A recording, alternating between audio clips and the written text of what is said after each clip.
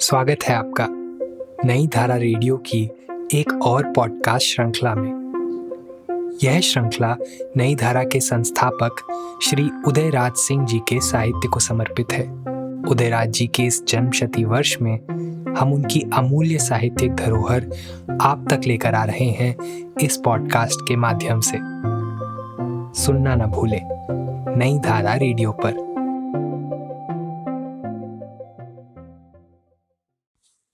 उदयराज सिंह की रचनाएं पॉडकास्ट में आज सुनिए उदयराज जी का लिखा संस्मरण शतबार नमन। प्रातः स्मरणीय स्वामी शिवानंद जी के सानिध्य का मुझे कभी सौभाग्य तो नहीं मिला, परंतु आज से 30 साल पहले जब वो पटना पधारे थे तो उनके दर्शन हुए और उनका प्रवचन सुनने का सुअवसर भी मिला। उनके दर्शन तथा प्रवचन सुनने के पश्चात जो अनुभूति मुझे हुई उसे आज भी याद करता हूं तो रोमांच हो आता है। ऐसी प्रतिभा, ऐसी तेजस्विता तथा ऐसी अस्मिता फिर कभी देखने को न मिली। अपने पिता स्वर्गीय राजा राधिका रमन प्रसाद सिंह के साथ तथा अकेले भी बड़े बड़े महात्माओं के दर्शन हुए और उनके प्रवचन सुने, मगर जो चुंबक शक्ति स्वामी शिवानंद में थी वो अन्यत्र न मिली।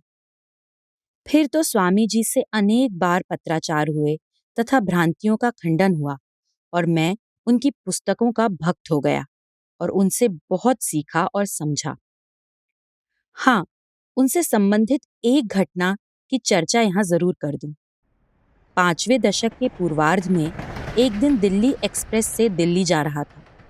इलाहाबाद स्टेशन पर एक बूढ़ा पतला दुबला व्यक्ति शेरवानी पजामे में लैस मेरे पहले दर्जे के डब्बे में दाखिल हुआ। एक टीटी ने उसका बिस्तर बर्थ पर बिछा दिया और जब गाड़ी खुलने लगी तो पैर छूकर उसे प्रणाम कर चलता हुआ।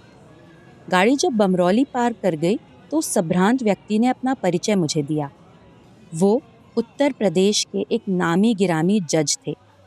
उन दिनों शिकार तथा शराब उनके जीवन के प्रमुख अंग बन गए थे और शायद ही ऐसी कोई रात गुजरती जब उनके घर में डिनर पार्टी ना होती और गोरे साहब मेमो का जमघट ना जमता हो। शराब कबाब में डूबती उतारती उनकी मजलिस मध्य रात्रि उपरांत टूटती।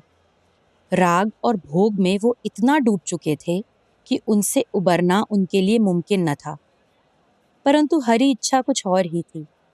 गर्मी की छुट्टियों को मसूरी के रंगीन वातावरण में बिताकर वो इलाहाबाद लौट रहे थे।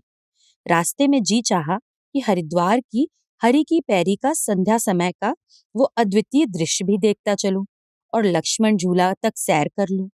बस झट हरिद्वार स्टेशन पर उतर गए। सामान स्टेशन पर वेटिंग रूम में रखकर देवालयों की ओर बढ़ चले।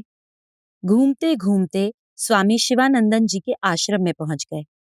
वहां उनका सानिध्य क्या मिला कि जन्म जन्म की मन की काई धुल गई और राग भोग की दुनिया से पलटकर वो वैराग्य और त्याग की दुनिया में बैठ गए। जज साहब ने इलाहाबाद जाकर सरकारी नौकरी से इस्तीफा दे दिया और शराब की बोतलों को फोड़कर घर के बाहर फेंक दिया और निरामिष हो गए। सारी दुनिया दांतों तले उंगली रखकर ये तमाशा देखती रही। घरवाले भी आश्चर्यचकित रहे। फिर जज साहब ने स्वामी जी के चरणों में बैठकर आध्यात्मिक जीवन बिताने का दृढ़ निश्चय किया। ऋषिकेश में जज साहब की कुटिया बनी और वहीं उनके आध्यात्मिक जीवन का श्री गणेश हुआ। वहीं प्रभु की चर्चा तथा स्वामी जी के प्रवचन से उनका जीवन दिव्य लोक की ओर मुड़ गया। मैं बड़ा चकित हो उन्हें देखता रहा और बड़े कौतूहल से उनकी अपूर्व गाथा सुनता रहा। जब बहुत रात गए हम सोने की तैयारी करने लगे तो उनके इलाहाबाद आने का कारण पूछने पर उन्होंने एक और बड़ी दिलचस्प और मार्मिक कहानी सुनाई। अन्य दिनों की तरह वो उस दिन भी स्वामी जी के आश्रम में उनके दर्शनार्थ पहुंचे। उन्हें देखते ही स्वामी जी ने पूछा, क्या आप इलाहाबाद नहीं गए? जी नहीं। आश्चर्य है, आपको कोई सूचना नहीं मिली? जी नहीं। खैर, आपको इलाहाबाद जाना है। इतना कहकर स्वामी जी आश्रम में ही अन्यत्र चले गए और जज साहब अपनी कुटिया में लौट आए। वहां आते ही उन्हें इलाहाबाद से तार मिला कि उनकी पौत्री का जल जाने के कारण प्राणांत हो गया है।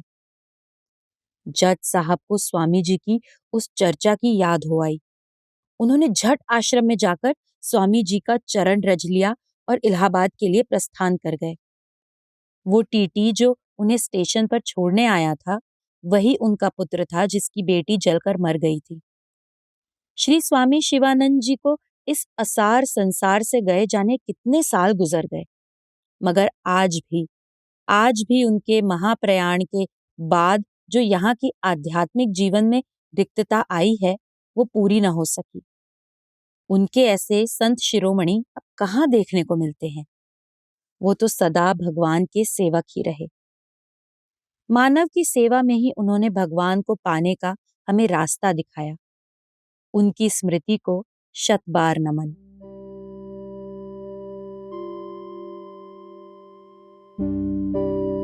इस पॉडकास्ट को सुनने के लिए आपका धन्यवाद। हम आशा करते हैं कि हमारी ये प्रस्तुति आपको ज़रूर पसंद आई होगी।